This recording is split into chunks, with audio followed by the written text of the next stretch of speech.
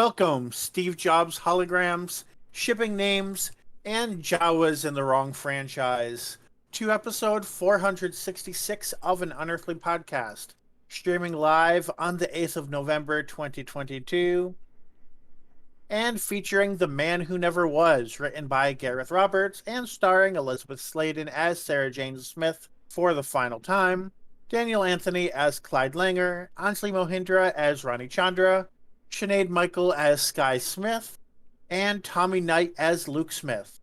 I am Bill Sylvia, the one in black, and with me are Randy Ronson McCulloch. You just had to say it, didn't you? For the last time. And technical director Mad Matt Winchell. See, you see Jawas. I saw phantasm dwarfs. Until they became non-violent. I Alex saw Jawas Fireheart too. is not with us for today. It is their turn to miss a podcast, but we do have their thoughts. Yep.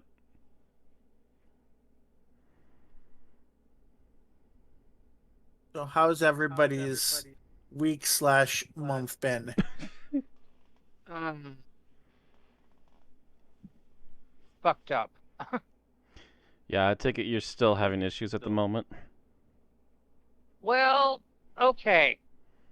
So Madison East Hospital discharged me Thursday night. Fortunately, they gave me enough warning that I was able to, have Aaron come and get all my gear. Mm. And I was at a homeless shelter. Um, Basically Thursday night, Friday night, Saturday night, um, Sunday night. Now, the on Sunday, Aaron brought me my van, and that means I could get mobile and do stuff, which is good because I had doctor's appointments on Monday. Well, one of the first things we had to do when Aaron brought my van is load my big ass um, fluffy sized wheelchair into the van, and I hurt my back a little bit. Okay. The next morning, I had to do it without Aaron's assistance. I had to do it all by myself, Oof. and that was a big mistake. And you hurt your back more than a little bit. They wrecked my back. I, you know how just before you're about to black out from pain, the world goes red? I read it out. Oof. I did not black out. I was able to make it to the um, back of the van and sit down for like 10, 15 minutes, something like that. And then I managed to kind of crawl my way sideways up the van. And hold on a moment, please.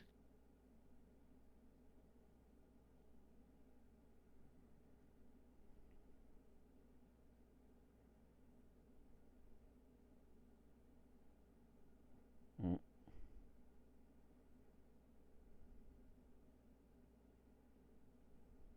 In any case, I managed to crawl into the driver's seat, cancel my appointment, and call 911. And after a bit, I am now back in the hospital, where apparently they are under the delusion that I am a diabetic. Oh. Hmm. As Okay. they keep having to take my blood sugar.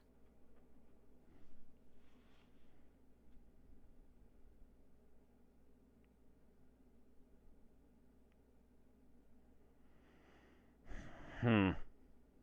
And they haven't said anything about any other reasons they would like. I know my mother was on medication that made her temporarily diabetic at one point. There's a factor in the blood work panel that they do that seems to indicate I'd be diabetic, but then they Ah, take my blood sugar and it never strays far. gotcha. So, So basically, you're just baffling the hell out of them right now, Hmm. as yeah, usual. well, it's a possible indicator. Mm. It's not a confirm. It's not a you have this, you are diabetic.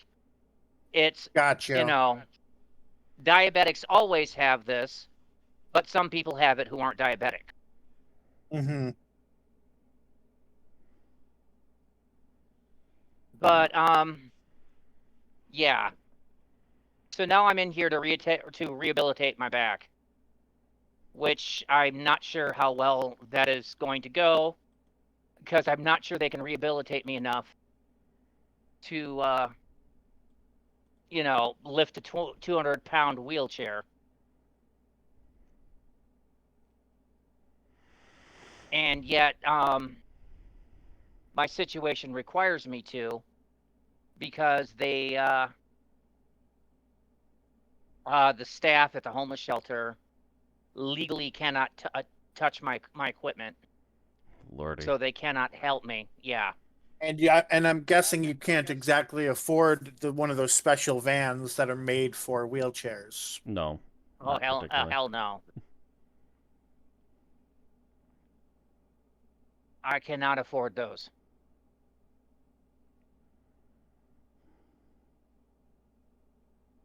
So that's kind of they need to figure out something because I'm just going to be in and out of the hospital constantly. Yeah. Mm. Something much more permanent needs to be figured out before, otherwise this is going to just be a cycle that keeps going. Yeah. So how about the rest of you? That's been my crappy week in a nutshell. Hmm. Well, my crappy I'm month sure. is I'm that sure Matt has a bit to catch us up on at this point. I've been endlessly freaking working at my current day job. Uh, Last week, in fact, I reached 38 hours again. Hmm. Um, couldn't participate in trick or treating because I had to leave soon enough that we would have had to cut out at least half a trick or treating or more, just so I could get out of costume, take a shower, get ready, and then go. So I couldn't even partake in Halloween this year. To make up Well, for that, I did watch Ghostbusters Afterlife and Halloween Kills, which I will talk about later. Got a few other things done. Still trying to pump out videos on the side whenever I have a day off. Um, Also, in the heated annoyance at not being able to partake in Halloween, I actually did a let's try my first impressions on the new remake of System Shock, which so far looks really good. I I literally, can't remember the last time I participated in Halloween. mm, I loaded up the new game for the demo for System Shock and immediately looked around the room and went, "Oh God, this feels familiar," but it's totally different. Because it's literally it's identical to the original first room in the original game, but it's obviously no longer like barely above 8-bit anymore. This is like a full-on modern game now. Hmm. Hmm. But the first thing they do have you do is they have you add a little device to yourself so you can listen to recordings and get radio signals, more or less, or some sort of outside signal. And right next to that, you find your big steel pipe, which you then go into the next room to beat the shit out of a robot.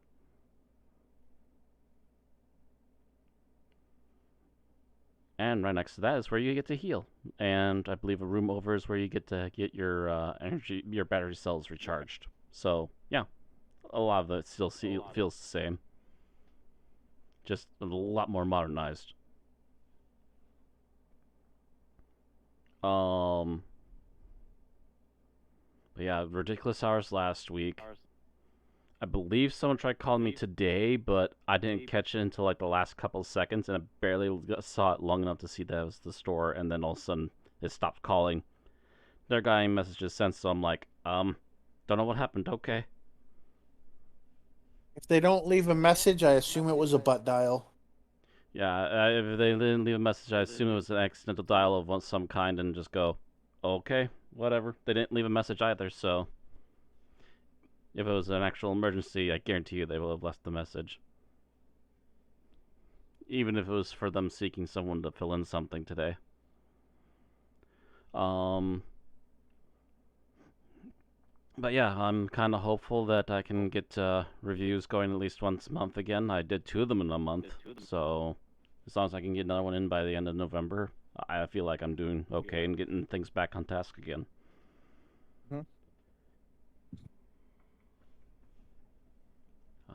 So since you weren't on the podcast yesterday, last week, Matt, mm, do you know what I did on Halloween? hmm. I marathoned Ash versus Evil Dead, Ah, okay.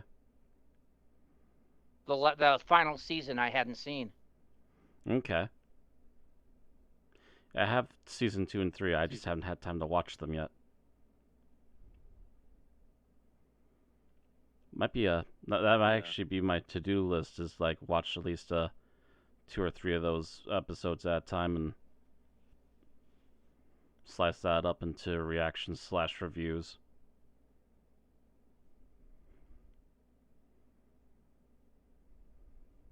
Because that seems to be a popular thing with TV shows now these days.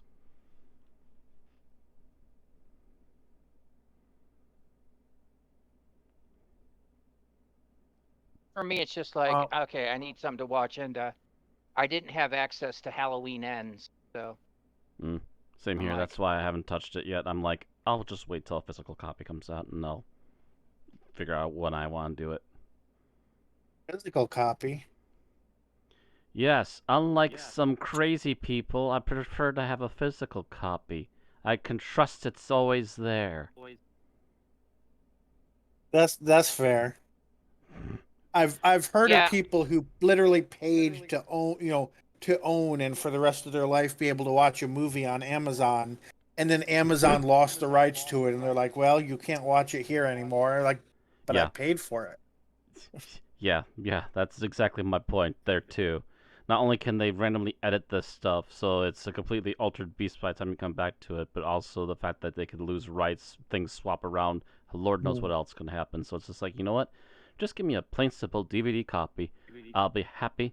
It'll be where I want it, when I want it, and I can just pop it into literally my PlayStation 2 if I want to. It still works. Yeah, I figure once I have a permanent job, after I finish my degree, then that is a smart consideration. Knowing the fact that I could be moving across the country 2 or 3 times before that happens, I'm going to stick to digital for a while longer. Yeah, I went physical copy like that had been early 2000s, and I'm not going back. I've seen how much trouble some people get just trying to watch anything anymore. Which also, I will say, that's also going to be a problem with Mystery Science Theater, although I believe they're technically making their own platform so that they can more easily get the rights back when they can and watch it basically on their never-ending streaming platform. But also, that being said, one last final bit of news is that my folks are separating, which means sometime in the next half year or so, I'm going to be moving somewhere.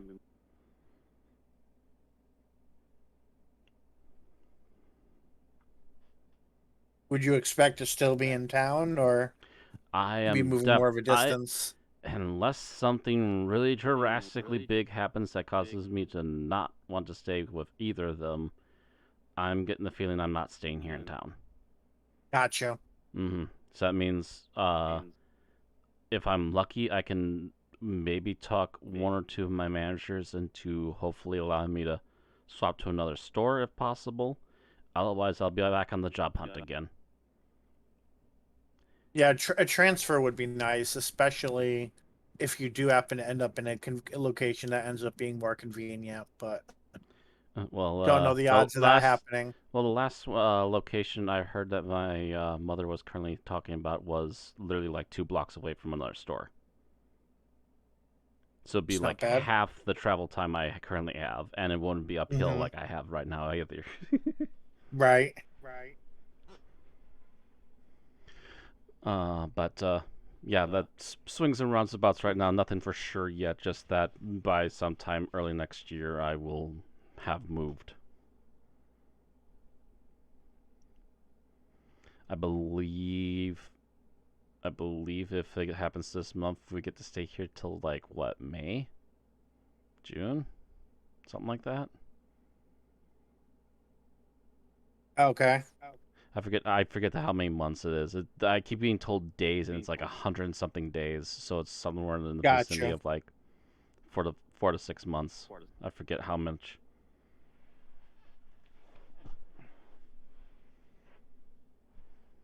So it might be as early as March. I can't remember at the moment. Okay. Well, on my end, nothing so interesting. The biggest thing that's been affecting me lately is the return of summer in November. Yeah, that was the We've thing. we've basically been having 70-degree days, and it's been very annoying. Um, and also the fact that now that the boiler is on in my building, a 70-degree day means that the AC does nothing because the AC and the heat are canceling each other out. So I did have at least one night where I could just straight up could not sleep because it was too hot all night, and then I ended up sleeping all day the next day. Although actually on that note, I did have it's either food poisoning or a new allergy that's developed. I've noticed every time I order Tex-Mex lately, I end up spending all night in the toilet. Oof. No, So, that's called getting older. yeah, Your stomach ain't handling it no more. You're getting old like the right. rest of us. I've noticed buffalo wings have not necessarily had that effect, although they do have some other getting older related effects, but Naughty, naughty. yeah. So, I'm so the yeah, little hero with a tin stomach. I ended up having a day where I didn't teach any of my classes because I spent the entire night before going to the bathroom every 15 minutes, and I'm like, well, I have no idea if that's going to happen during the class, and even if it doesn't, I have not slept all night. But luckily one of those was the day I was just showing a movie. We watched Disney's Inside Out because we were learning about emotions. So I was actually able to have my TA go in and just turn on the movie for me. And half of them are first semester in college, so they literally thought that it was like a substitute teacher situation where they were only watching the movie because I wasn't there. And I was like, no, if I hadn't wanted you to watch the movie already, this would not have happened. But the movie ended up being decent, but I figure it's probably a bit too off topic for Geek Talk.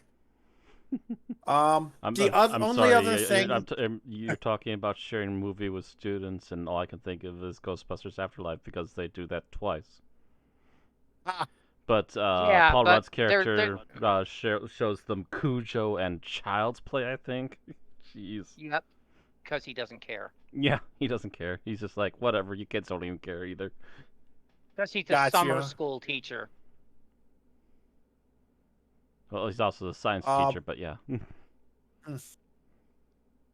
I'll and on that note, the only other thing of interest that happened this week, not necessarily to me, but Eminem got inducted into the Rock and Roll Hall of Fame. So if you're a fan of Eminem, then definitely worth watching that. The speeches and the performance were both top notch. So watched that a couple of times, Huh. and that's about it for my week. Shouldn't it just be Music Hall of Fame at this point? I think All there's right. still a tone of what rock and roll means, not necessarily as a genre of music, but as like a political statement to it. But that's an argument that people who know more about rock and roll than me have been having for the past 15 years, I think. Okay, so moving on to tonight's show, we've got a channel update, birthdays and news, Geek Talk, our episode summary, our review, our final thoughts, and our ratings. So you want to tell us about Yep. the channel update? Sure. So now that we have wrapped up the 13th Doctor era for good, we finally have our averaged rating for all 13 televised incarnations of the Doctor, with all of their episodes reviewed. Note that these ratings are only based on TV stories. So anything, and if the quality of other materials is different, that's not going to affect it. There may be room for certain episodes to be tweaked. We talked last week about how there may be a recency bias in episodes that we reviewed the same week that they aired. But as of now, here are the AUP official ratings for each Doctor. At number 1, we have Tom Baker with an average score of 4.11. Probably not surprising anybody. At number 2, we have Christopher Eccleston with a 4.04. At number 3, we have John Pertwee with a 4.03. At number 4, we have David Tennant with a 3.96, which is a little low, but he also had some well-known, not great episodes in addition to a lot of good ones. Number 5 is Jodie Whittaker with a 3.92. And note that Flux only counts as one story, or this would probably be significantly lower. Oh, yeah. At number 6, we have Patrick Troughton and Sylvester McCoy, both with a 3.89. At number 8, we have Peter Capaldi with a 3.85. At number 9, William Hartnell with a 3.59. At number 10, Peter Davison with a 3.46. At number 11, Matt Smith with a 3.16. I think a lot of good episodes, but a lot of very bad episodes.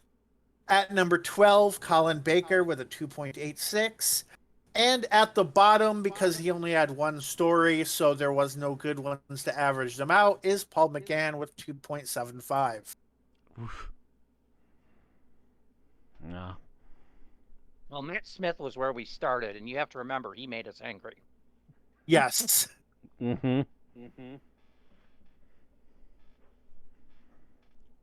Or not he so much, mostly Moffat. Yep.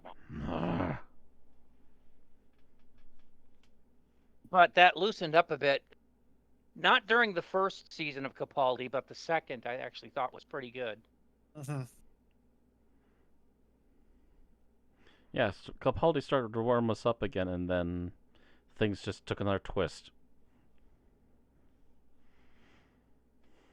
And then the Jodie Whittaker era, the Chibnall era happened, and made us wish fondly for Moffat.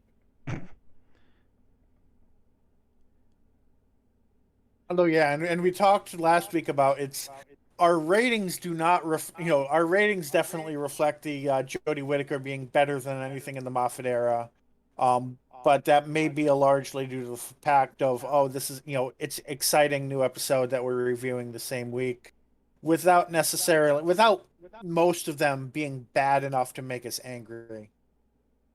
I know there's at least one episode that's made quite a few people angry, but the majority haven't to that extent. Yeah, a lot of the episodes are kind of like, well, that happened. They didn't make me angry, but I didn't enjoy it either, Yeah, I think there was at least a couple of hell of a few episodes. Oh, well, you had that especially coming up in the last season.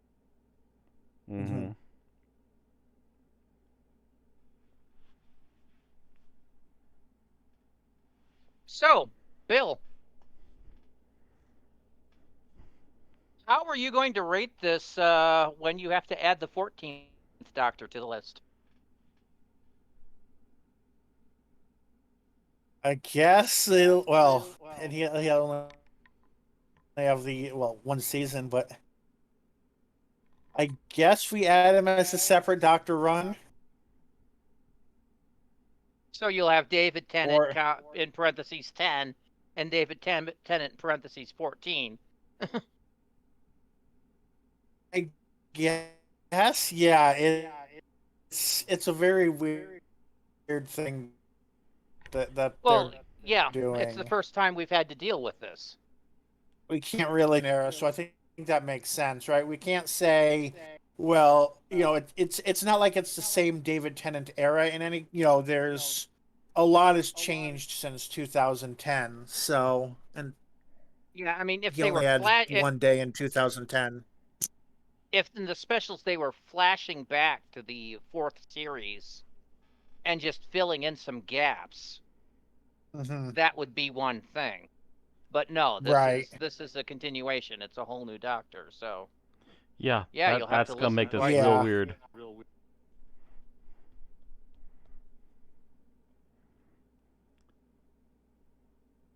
All right. So moving on to news and birthdays. Um, I only have a couple of birthdays this time. First one is on November 3rd, and that is of Richard Herndl. Played the first Doctor back for the Five Doctors in 1983. Would have been 112, but died in 1984 at the age of 73.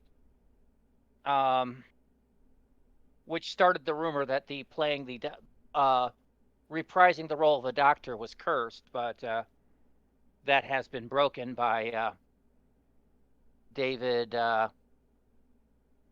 Bradley. Badly, yeah. Yeah, David Bradley's come back, I think, two times on screen, and then, well, as the Doctor, he's also played William Hartnell, and yeah, seems to be perfectly fine at the moment. You know what? Maybe playing Hartnell is what broke the curse. Then he was allowed to do it. You never know.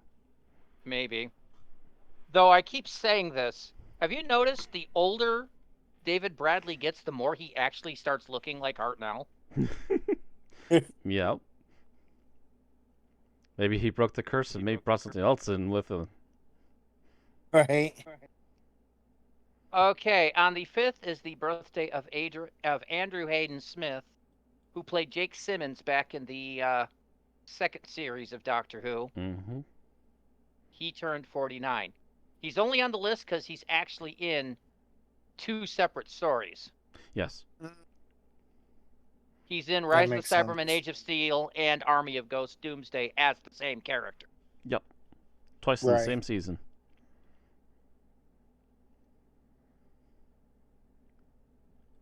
So that's all the birthdays we've got. Birthday's right into news. Yep. And the first piece of news we have is that Doctor Who's budget could triple to £10 million as Bad Wolf Studios is allowed to raid Scrooge McDuck's money bin. Um, it sounds like we're getting another 10 episode season. And the overall budget is 100 million pounds, which I was having trouble converting, but is Oh, that's right. basically I assumed I was treating it as dollars in my head. yeah, no, it's pounds. Although, actually, I think the pound and the dollar are the same right now. Really? Are they? I Not that. at least it's been fluctuating a lot, but the last time I had Googled it, the pound and the pound, euro, and dollar were all about the same. But Liz Truss is out of office, so that might not be true anymore. It's Um, uh it's £1 to a buck 15 right now. Okay, so it's not up to where it was, but it's still higher than the dollar. yeah, it is higher than a dollar. I was gonna say I know for a fact it's higher than a dollar. I had to check it Oh, for okay, something recently. the lowest it went was $1.1. No, that was 1.08 in September. Oh, okay. But yeah, that's still the some of the cheapest exchange I've ever seen it. Mm-hmm. So basically, um, one so yeah, the budget is 100 million pounds, which is 115 million dollars, which is approximately 10,000 tickets to Disney World.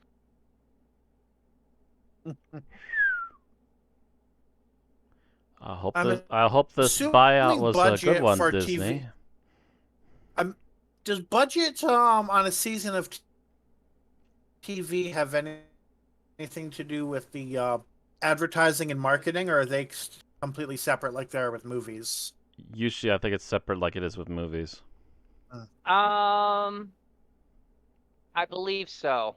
Yeah, because usually when they say budget When they for an episode, it's literally just Oh yeah, for because it's paying for that technically episode. production budget normally. Yeah, Yeah, it's they for just the shorten it to production. budget. That's for the production, making the Yep. sets, getting actors on, etc. That's usually not Yep. covering advertising. And after I had seen somebody claiming that this made Doctor Who the most expensive show on television, I was sure that couldn't be right, so I looked it up. On one hand, the average Disney Plus show has a budget of $25 million per episode, but if we assume that that's not television, Game of Thrones season 6 had a budget of $10 million per episode. I specifically say season 6 because it started off in season 1 at about $6 million per episode and went up to about 15 million or so by the end as they added more CGI and had inflation and whatnot. And an episode of Picard has a budget of about $9 million, not pounds, dollars, per episode. So not as much as ends of Game of Thrones, but more than current run of Picard. Yeah. So that means I could still afford quite a decent amount, to be fair. If that's the budget they're handed. Yeah, and that's actually the same as Discovery. Was 8 million per episode.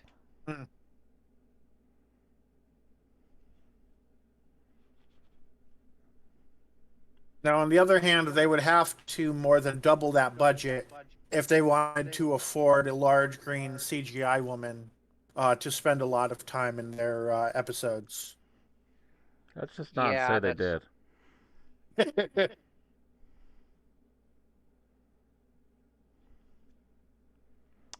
Although this might mean they can afford the makeup for a non-human companion for the first time. Oh, a long while, yeah. I mean, Nardole didn't exactly have alien makeup, so I'm not counting him when I say that. Oh, also, by the way, I don't think I was around to talk about it when I first saw it. I really like the new logo. Well, yeah, it's an old classic logo that they've. It's basically a modernized classic Doctor Who logo. It's like, yes.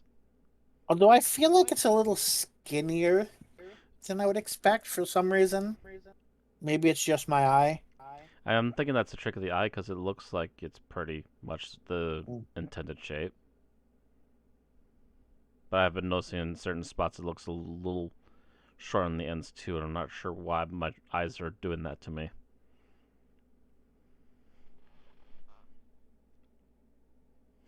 Yeah. All right. So we've gone on about this. Yep. Time to move on. The only other news we have is Big Finish news, and it released two things in the last week. On the 2nd, it released the Eighth Doctor adventure, What Lies Inside, with Paul McGann, Nicola Walker, and Haiti Morahan. And then today they released the Seventh Doctor adventure, Sullivan and Cross AWOL, with Sylvester McCoy, Eleanor Crooks as Cross, and Christopher Naylor playing Harry Sullivan. Okay. Harry Sullivan and Seven. I think that's a new combination. Yeah, it is. It's definitely a new one. And that's all the news we've got. Okie doke. Moving on to Geek Talk. So this is the part where I take over for a little bit here. So, Yep.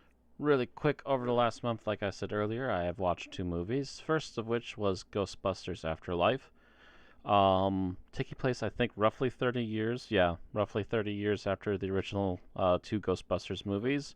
We follow the daughter and grandchildren of Egon Spengler as they begin to realize what their grandfather was actually up to, why he left to an abandoned farmhouse, and why the entire village, as they get there, is suddenly shaking on a daily basis. This and other little interesting tidbits come up as the family moves into the house, at least temporarily. And I will say that I love the ideas that they came up with for this movie. They wanted to bring back all the gear, but they wanted to add like extra touches. For instance, if you watch the movie carefully, you'll actually see the back switch that you use to turn on the proton pack that never actually physically existed until now. Also, the Thought you saw it in like the original Ghostbusters. you saw someone reach up. I believe it was Egon reach up behind.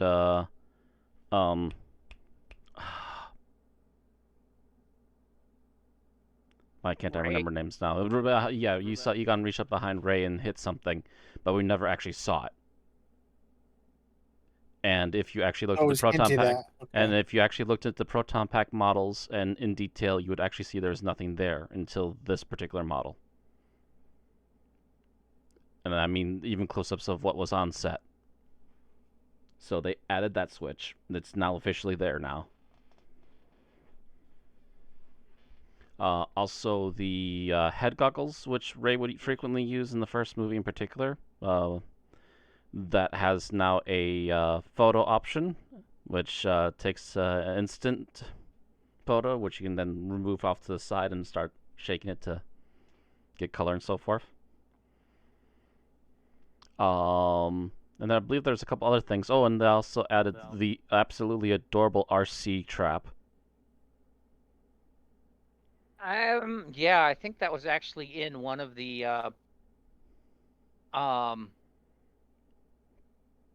like one of the Ghostbusters kits.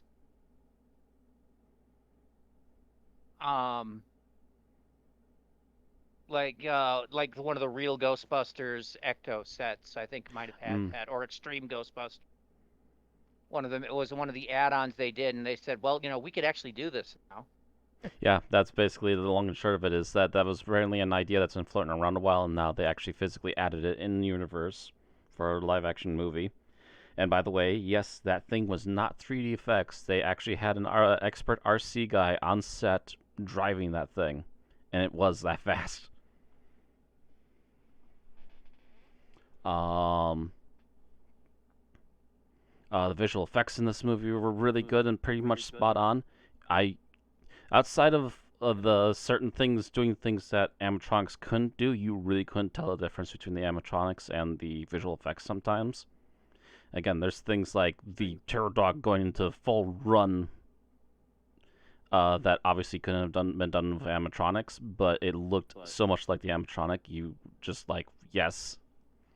So they didn't do that thing like in K9 where the luster changes and the edges get slightly rounder when it's CG compared to when it's a model.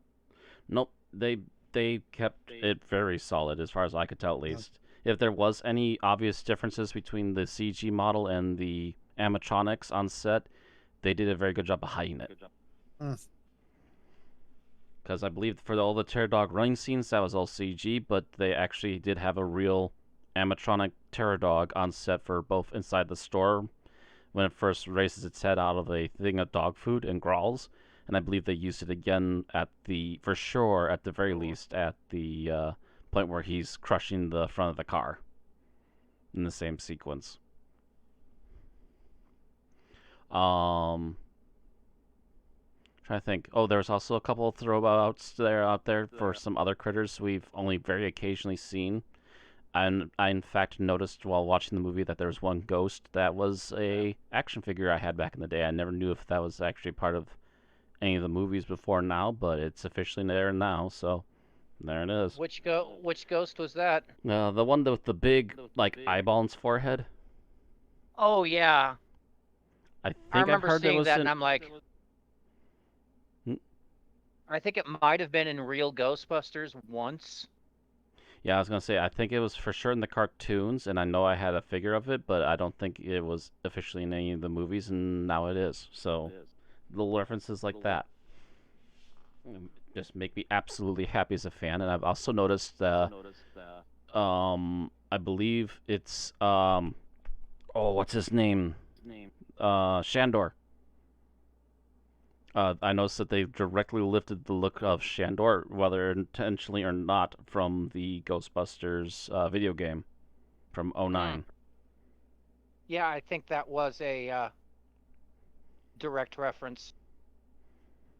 Which also would explain why when Gozer sees Shandor, she's absolutely pissed and just goes, fuck you, and silently goes, fuck you, and rips him apart.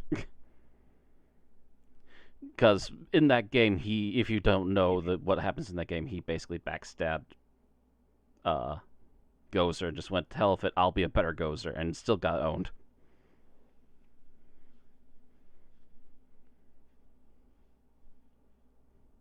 So that was just Gozer going, yeah, I remember what you did.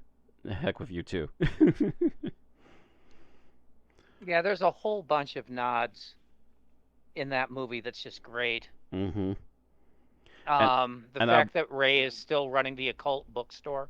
Yep, it still has the red phone. Mm-hmm. Also, can I also just say I did not expect. I was hoping at least would be good about how they treated Egon. I did not expect the movie to suddenly hit the warm cockles of the bottom of my blackened evil heart, and suddenly make me have feels again. Yeah, you mean the final battle scene? The final battle sequence and the goodbye to Harold and everything else. Just yeah, Yeah. Also, yes, by the way, stay tuned throughout the credits because there's more and more stuff as the credits wrap up. Yes, there are. As a matter of fact, But you kind of expect that from any movie made in the last 10 years. Yeah, you should be expecting it by now for most modern movies, but also that's where we get the very nice cameo of Sigourney Weaver. Yes.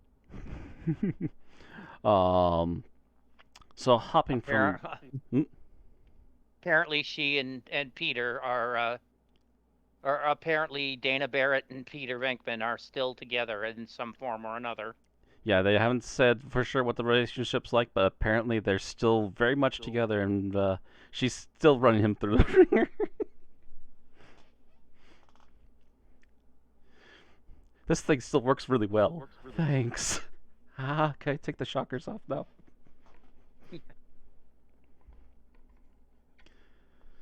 So hopping from that to Halloween Kills. Halloween 2018 I felt was a really good at least idea for a reboot.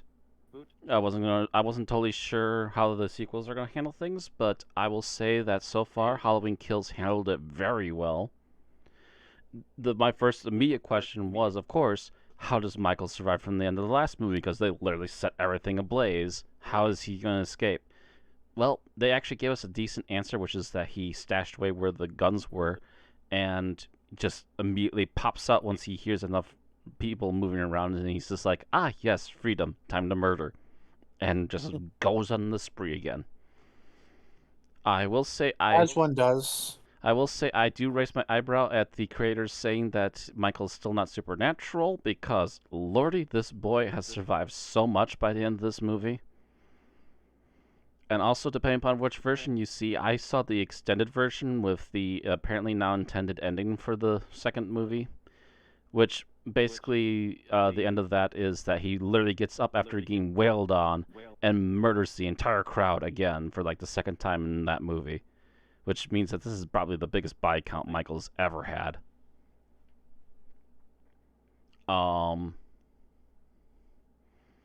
And then I believe at the very end of that sequence of alterations and setups for the third movie, Michael kills the mother of The daughter of Laurie Strode from the original, the mother of the girl who still survived the first, now 2 movies.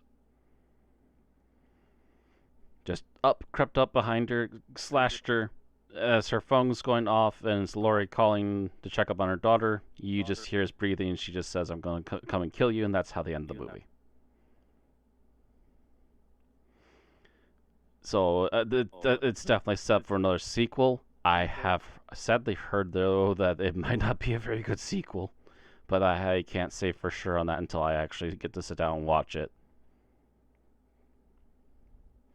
But I will say at least for this movie, Halloween Kills is a really good setup, a really good sequel, and honestly, it does keep me interested enough to see what a third one's going to be like. But I sadly have been kind of at least semi-spoiled on it, so it might not be as good. But at least the second one stands out as a decent continuation as far as I'm concerned, and much like actually the original Halloween 2, it's very much a continuation of the same night. Which means that in 2 movies we've had at least 4 hours worth of the same day. But I guess that's about it on those. All right. Now take a sip of water. Sip of water? I don't have water. I need water. Let me guess, I'm up for... He has Schmucker's Raspberry Preserves. I'm up for the... brain. Camp Brain. For the episode description today? Yep. Yeah, figures I've been away long enough, I have to make up a few. Alright, stopwatch is ready. Someone else should get one too. Yep, let me load that up. Okay, ready for a countdown? Alright. Okay, 3, 2, 1, go. Alright, so I actually can't remember how we started off this episode. Oh, I remember now. So we start off the episode with an advert. A cleaning lady we've never seen before hears some strange noises, but thinks it's nothing, and goes to try and close an elevator door when she's suddenly grabbed by what, again, looks to me like a phantasm dwarf. Face covered, brown hood, etc., which, admittedly, those also sound like rip-offs of Jawas to begin with, so swings and roundabouts on that.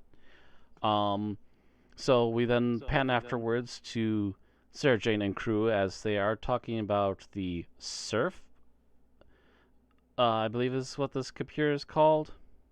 Yep.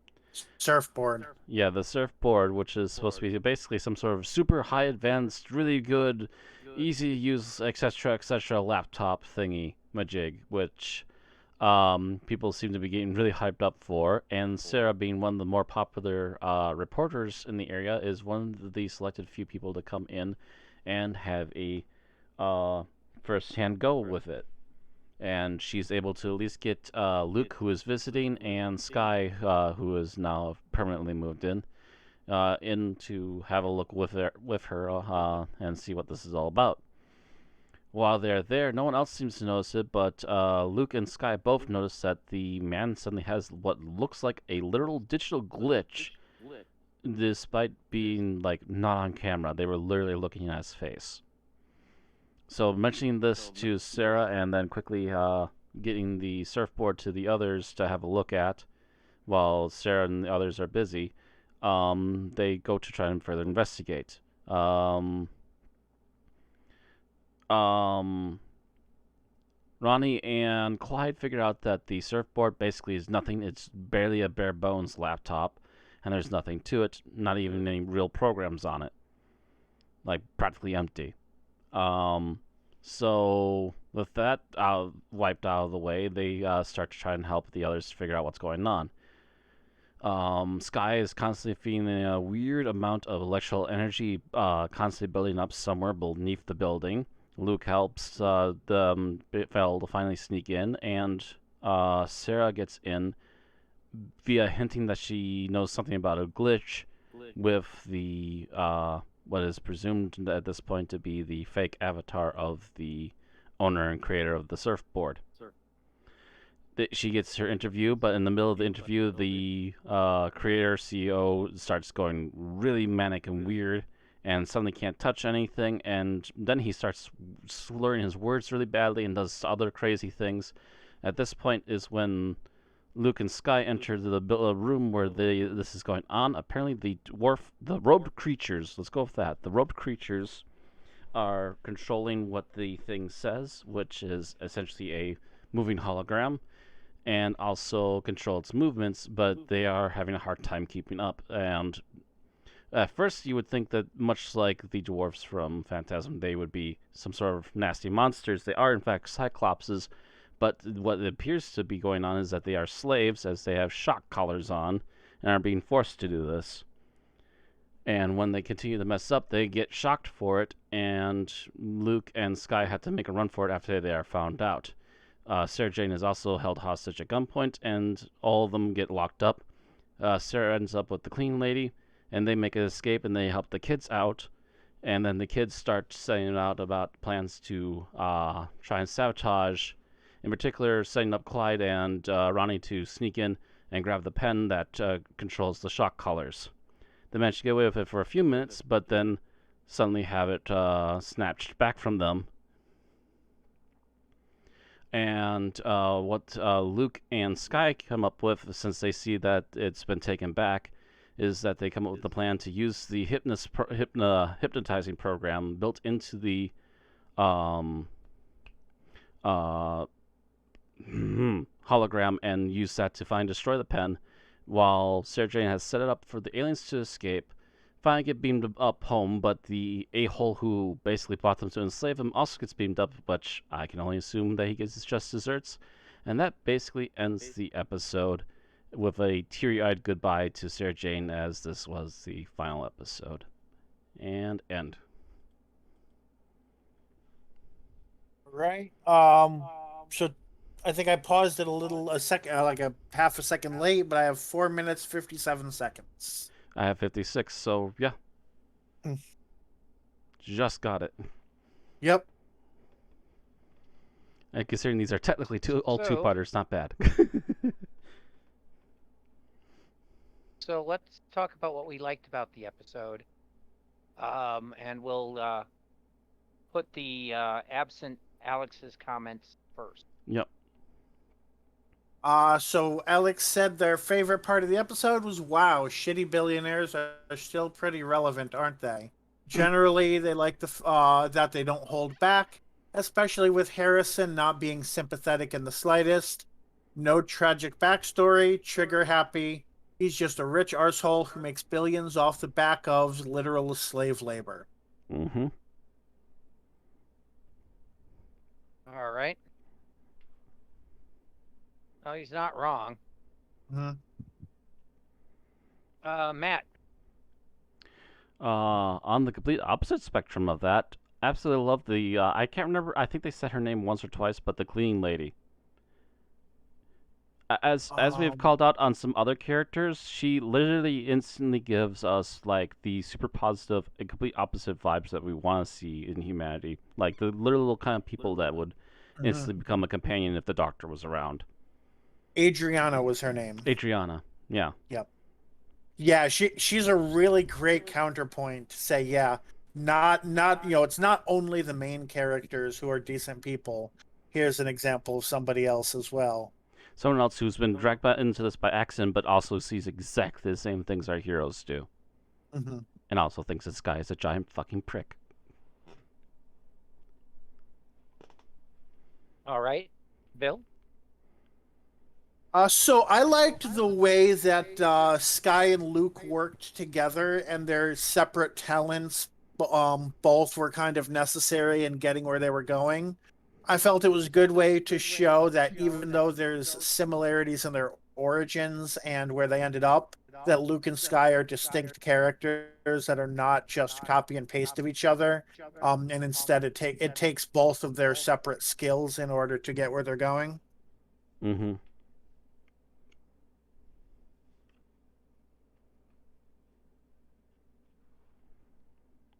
All right.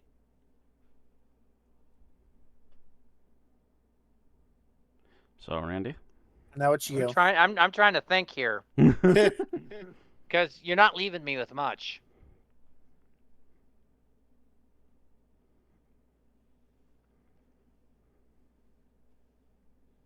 I think I just like the fact that everybody seemed to have a job. Yeah. Watching Clyde and Ronnie do the fake reporter bit was great. Ronnie came up with the plan. Clyde did the pickpocketing. The both of them did the examination of the surfboard. Mm-hmm. Yep. And helped in for sure concluding that there's literally nothing on it.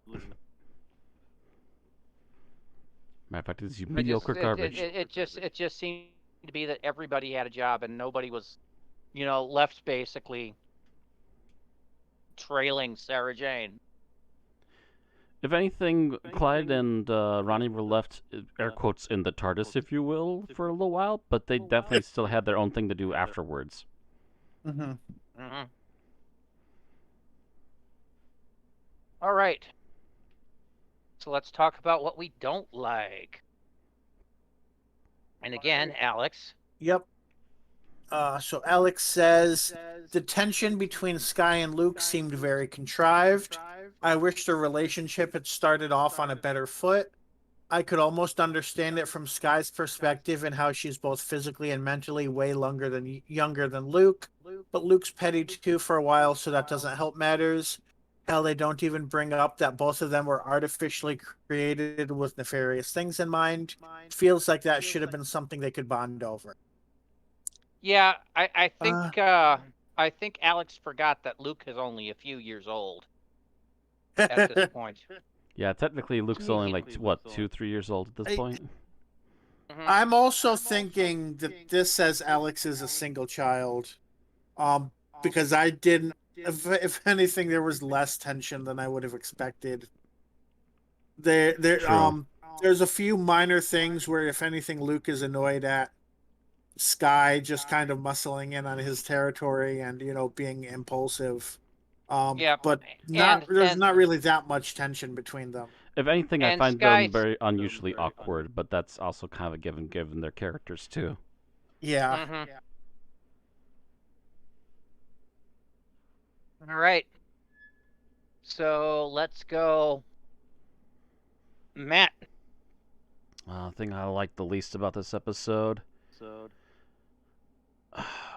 Honestly, I don't get what the design of that laptop is. It's supposed to be some sort of futuristic space agey laptop thing, but it literally looks like it could be a lunch tray. It basically is an oval container. It's supposed to have a smart tablet-like interface, but apparently, if you looked behind it, it was running Windows. Yeah, the way they talked about it made me think, this is based on when the iPad first came out. Like, they're talking about how easy to use it is and everything, and that was supposed to be the big thing about tablets. They're like, oh yeah, it's so much easier to use than a laptop. So the fact that it is a laptop shape kind of surprised me a little, which might have just been like, no, we actually don't want to get sued by Apple. Calm beyond that, but either way, it's not. It's a really weird thing. I would have liked them to remodel it at least a little bit better to suit either one end or the other. Either remodel it to be more of a tablet, or remodel it look more like a proper laptop instead of, again, something that looks like I should be putting my lunch on top of it. All right, Bill. So I am going to say that what's his name? That Joseph Surf. I feel like it was a little too obvious. Like, once they figured out that there was something weird, it was like, even before there was any interference, he was messing up every 5 minutes, and like and I guess that was probably for the sake of the plot, but I feel like it was just a little they've been running this. They've gotten away with it so far. You'd think they'd be a little better at it, and that it would take a little more to mess them up than just Sarah Jane showing up, because that should have made Harrison nervous, but not necessarily the aliens running the light sculpture.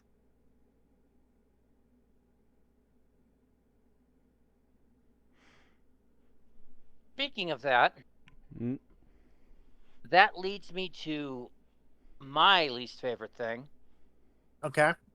For future tech aliens, that had to be the most awkward way to try to run a hologram. Yes. Right. Yes. I can understand if they were all around a bunch of like computers trying to do things simultaneously, but man, that was some real pieced together garbage. You pull a lever while I turn this knob, and Like, what? One person's in charge of the legs, one person's in charge of the fabric. Uh, what happens if they pull at different times? I mean, you kind of expect that if you have a hollow person and they're riding around inside. But Yeah. no, they're remote controlling this puppy. Right. And it also goes to say something. I don't know if somebody's going to mention this under scenes later, but the fact that Luke and Sky are able to run the whole thing by themselves, and it's really just how young Sky is that is the only problem, not like the technicals of doing a job for two people that seemed like it was made for 10. Well, they weren't running it very well. Yeah, it still wasn't running very well. It was moving, but that was about the only thing they were getting Oh, that's right. right. I that was forgot. They moving. did have some issue, like the legs and stuff didn't look natural. That's right. Yeah, Yeah, he was that not. that He was comment not is moving very natural, and then they started going, "Oh, well, he's also American," and then started adding the yeehaws. Yeah, but that was the dialogue that Sky was saying. That wasn't a technical issue. Well, not even Yeah, saying no. what she was typing. Yeah, but before that, you had one guy kind of go, he looks like he's drunk. Right. So Mhm. he Yeah, was I did lurching forget around. that part. So it wasn't until he stood in one place that they managed to that they did a relatively equal job. Matter of fact, it wasn't until after the aliens were getting shocked that they actually started to hit at least a streamline where they just let them stand still, but could get this dialogue going correctly, and also use the mind control thing to get people to do what they needed to do. That's the only time he seemed to run smoothly for at least a little bit, and then they dematerialized him at the end.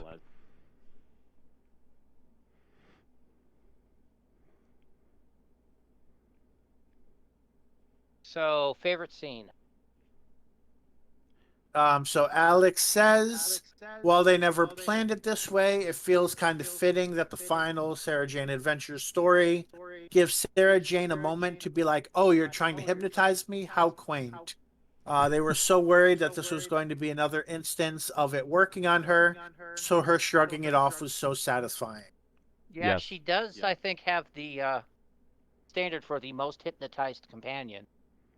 Yeah, you would counter that after enough attempts at it that she would be able to just like see through it and just go, ah, no, nope, nope, nope, nope. Well, I mean, it was either her or Joe, actually, come to think about it.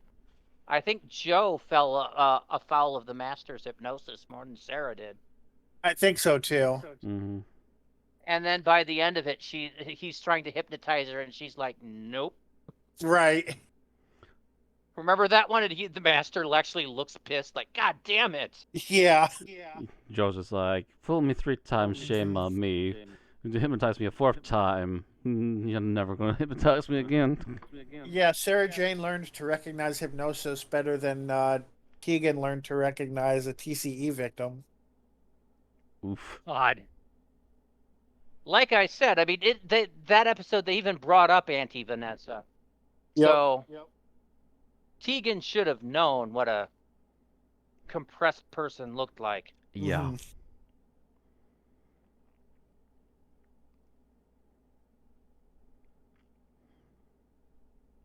Okay, so let's get to the rest of our favorite scenes here.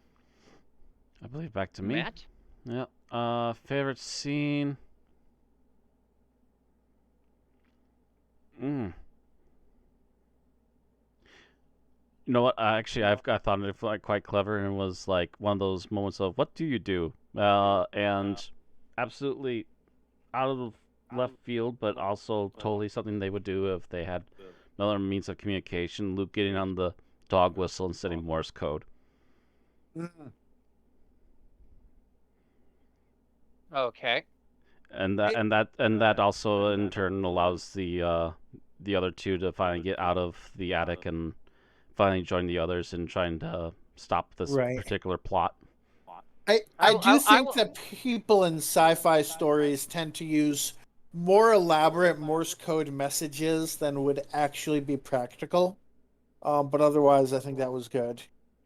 Um, I think it could have been better. I think it would have. They get the message. They go. They get the pen. They lose the pen, only to have the pen blasted out of the guy's hands by K9. Ah, Oh yeah, that would have actually been another nice setup. well, they didn't exactly have a 10 million pound budget for this, you know. Yeah. Does your favorite scene include the "I've never been so happy to see a full stop"? Yes. Which I'm a little surprised they got away with it, given the fact that this is Sarah Jane Adventures of all the Doctor Who shows.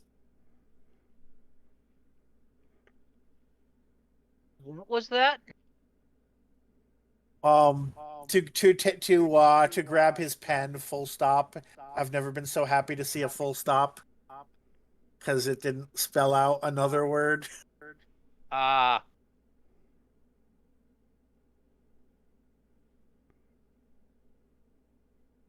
Imagine the awkward conversations. Mom, what did he mean?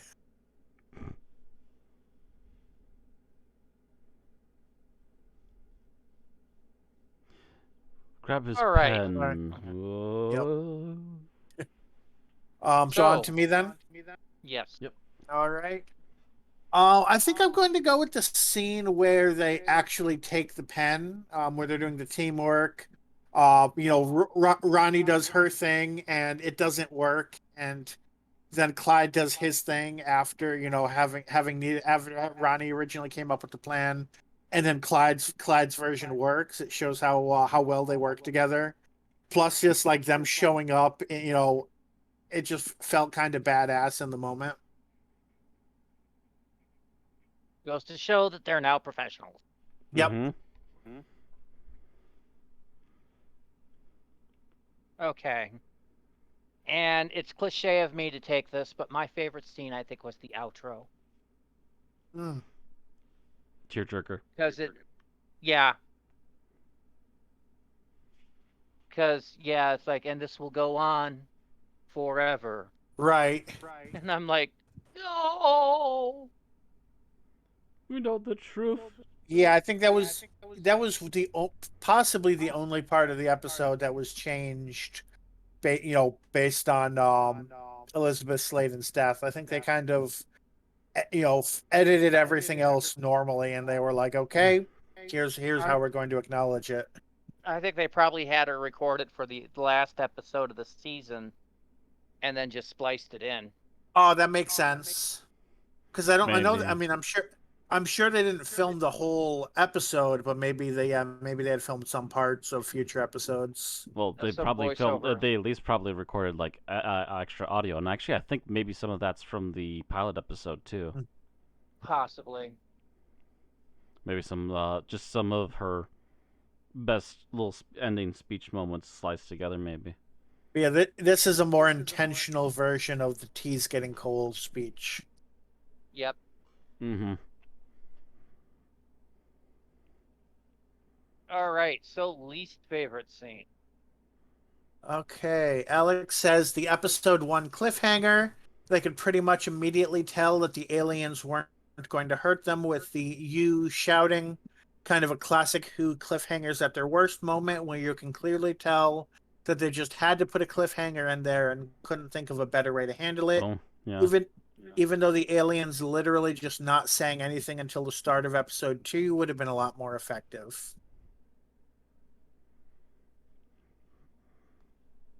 All right. I get that complaint. Kinda, yeah. But at the same time, you do need something. So Yeah, I kind Ma- of wondered how the U is going to end. So um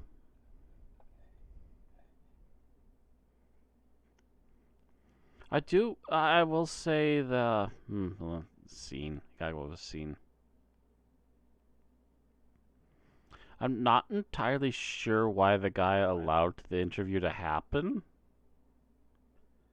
Because he apparently is aware that aliens have an issue trying to keep up with some things with this hologram. And you could see him getting more and more frustrated with this particular set of circumstances as the interview continues. because Sarah Jane basically blackmailed him into it. Like the entire, like she was basically veiled threatening him, like, oh yeah, I know about this, and if you don't give us an interview, you know, something's gonna happen, is was basically the reading between the lines of what she said.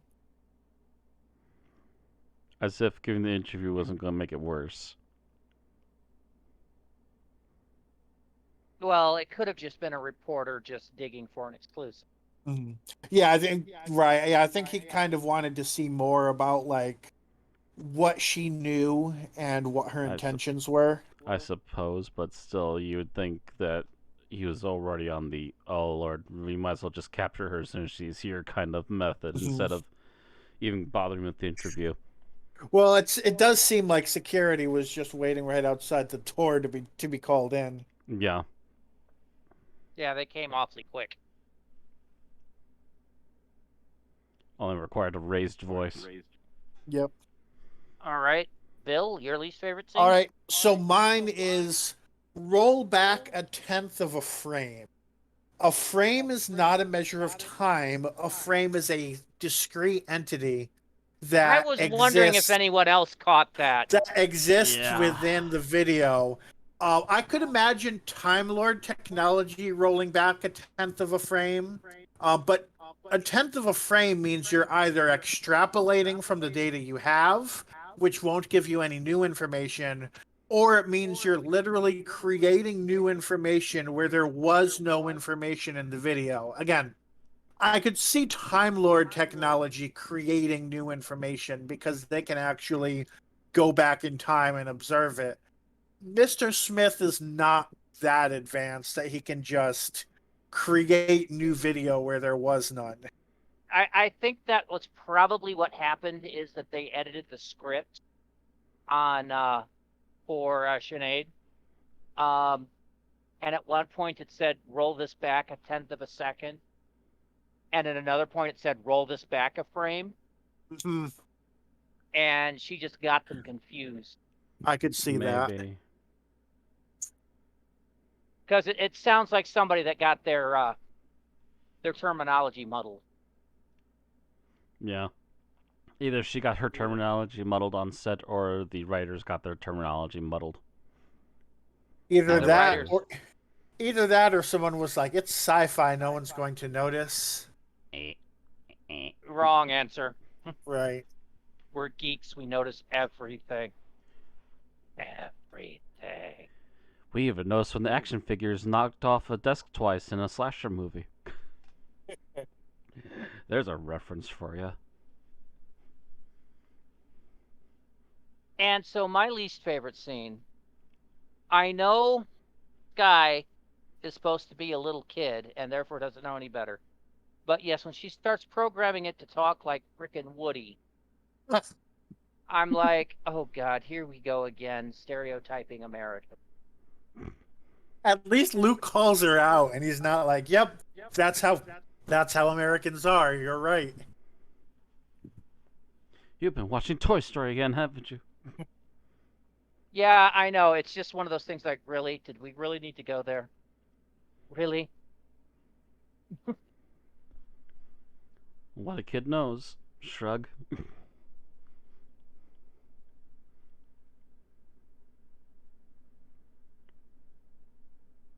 I Okay, do so like final. that Sky isn't immediately, oh yeah, she's 2 days old.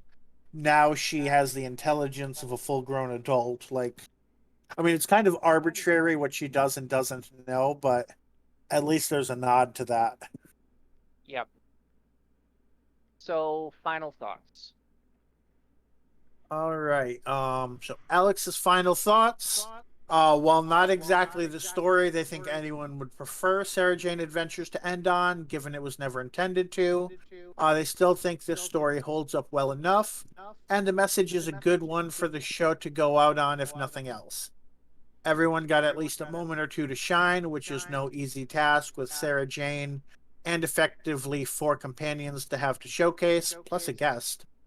Having now seen every Sarah Jane Adventure story, Alex can safely say this is the most they have ever consistently enjoyed any piece of Doctor Who media. The highs were still very high, but the lows weren't anywhere near as low as some of Doctor Who's, classic or modern, or Torchwood's lowest lows were, which they didn't expect given the younger demographic it was aimed at.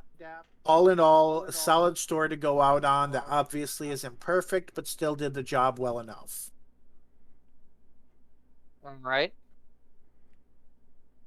Matt. I'll agree to a lot of what was said there by Alex. I would also like to agree that also thoroughly believe that a lot of the times when the show's at its best is when it doesn't pull any punches. And there's a lot of stuff they did not pull punches on this one. I mean, it could have technically gotten worse, but they didn't shy away from it either. In particular, a lot of what was going on with the aliens and the captivity that they were forced into, and the horrific treatment. But also at the same time, the show didn't shy away from also showing us again the exact opposite, that humans can also see that these things are obviously under threat. They're looking for help, and that we should do something to help them, as well as shut down these assholes.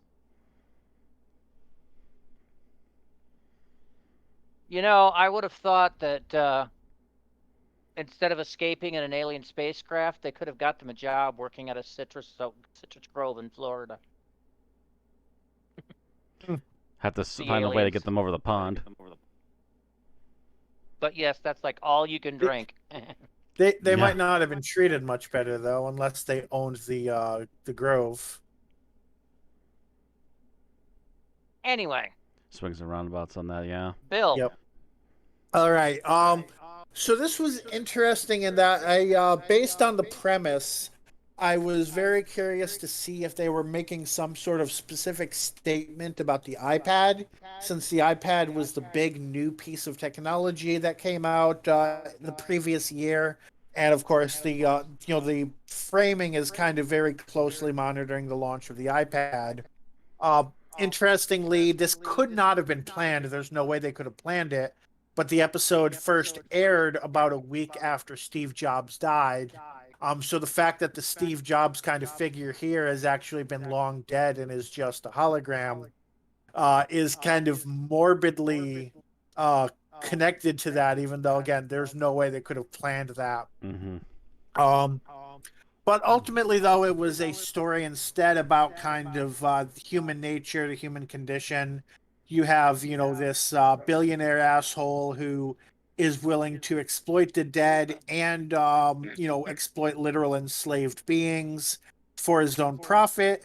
And the working class girl who, is just kind of wrapped up in it all, but is still willing to put her neck on the line to help these people who've been mistreated. So it's really, humanity in a nutshell there.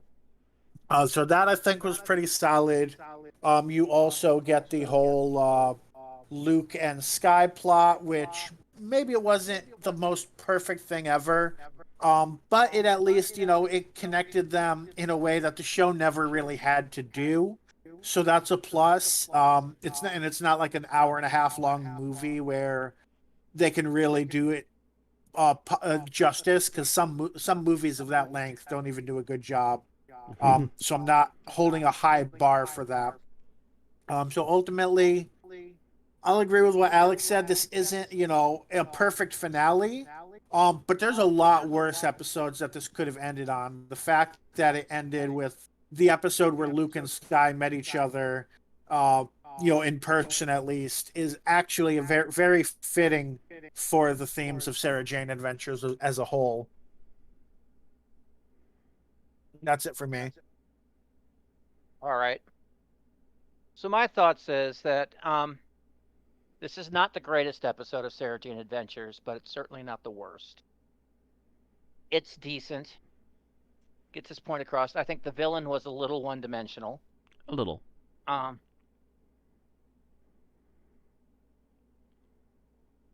um, but other than that, it was basically enjoyable watching everybody do assigned duties, and everything else was wonderful. And just seeing how these characters have matured and grown was beautiful as well. So I'm going to say I enjoyed this, but it's not the best thing I've seen. Shall we rate it? Ready. All right. Alex first. Alex says 4.5. Ooh. 5. Okay. Matt? I think I have borderline. Oh, yep. I'll go with it. It's just enough. I'll actually agree with the 4.5. It's definitely not perfect, but it's really good as far as I'm concerned. Bill? I think I'm actually going to also agree with that 4.5 myself. Randy? Nope, I'm going to be the lowballer Ah! and give it a 4.0. Yeah, I was borderline between 4.5 and 4.0. I was like, you know what? Yeah. Yeah, so was I, but I think I just put mine slightly lower than yours. No, probably. Mostly because it didn't wow me. I enjoyed it, but it didn't wow me. Well, the wow in me would actually have pushed it to a 5, but yeah. But the fact that they didn't completely drop the ball is also like me going, yes, keep going, keep going. Yeah. Anyway, that will bring the number up to a 4.38, which will put this right again at about 102 out of 400 things reviewed. It's basically the same as last week. Oh, speaking of which, I never did do my thing on Curse of Clyde Langer. Save it for next week. I'm not gonna be here next week. Actually, let me No. double check. Yeah, I'm not gonna be here next week or the week after. This is my job lately. Apparently. What do you think, Bill? Do we have time for that? It's been under 2 hours, so yeah, we could. All right. I can probably power through it really quickly. Do that. So, favorite mode overall? Just the montage of Clive meeting up with everyone again and finding things sorted. Least favorite thing is literally how almost nobody could understand what's going on, and even Mr. Smith seemed oddly confused and very quiet about the whole thing. Favorite moment? Actually seeing the totem starting to come to life. That was not the best visual effects, but it was very interesting and creepy enough that I could see this kind of being like a oh hell kind of thing. Least favorite. It was really kind of awkward watching Sarah Jane and Ronnie stumbling over just trying to say Clyde's name. But I guess that was technically supposed to be part of the curse. I don't know. Final thoughts on the whole thing. Wow, what a emotional roller coaster ride. Some really horrendous things going on with Clyde because of the curse. Having a sort of rebound with her girl he was actually starting to fall for too. Being at the last minute forced to run off with the others. try get everything recovered, and when he comes back, he kind of pseudo learns that she ran off, and he'll probably never get to find her again. When they literally had reached a point where they realized they could have plans and have a thing going for them, even if he ended up staying homeless. And that kind of just hits a little too close to home almost, but also to have that in a kids show, just wow. Again, what Sarah Jane does best. And that one I will say will actually get a 5 on me. It's not, some of the visuals are a little, again, touch and go, but the rest of it, the story writing and everything else, just knocked me out of the park with that one. Okay. So Matt's 5, which was the highest given to this, Ooh. will increase the average to 4.25, which will bump last week's from position 215 clear up to 140. That's quite the jump. This one is 102. It's basically, I was wrong. Wasn't as good. It's better than last week's. It's basically the same score that we wound up giving The Power of the Doctor. But as this is a spin-off, doesn't I go can on the say same that list, yeah. that this is on par with Torchwood Out of Time. It is slightly better than Sarah Jane Adventures: The Last Sontaran, and not as good as Torchwood Adrift.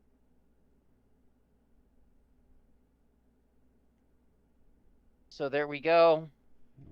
4.38, 102 out of 434 things reviewed. Put Sarah Jane Adventures as a whole at an average of a 4.1 rating, which if Sarah Jane was a doctor would make her number 2 on our list. Dang. Like Alex was saying in some of this stuff, that this is probably one of the best runs in Doctor Who. Yep. All right. Let us know in the comments what you thought of this week's episode if you've watched it. And don't forget to like the video since you've listened this far. Subscribe on YouTube to get our exports every week. Or follow us on Twitch to get notified when we stream. All right. So next week, since we are done with Sarah Jane, we're going to move on and put some more work into Torchwood. Oh boy. We're going to continue where we left off with Torchwood: A Day in the Death, written by Joseph Lidster and starring John Barrowman as Captain Jack Harkness, Eve Miles as Gwen Cooper, Bern Gorman as Owen Harper, Naoko Mori as Toshiko Sato, Gareth David Lloyd as Deanto Jones, and once again guest starring Frida Agyeman as Martha Jones. So we will deal with that next week. See you all next time. See you then.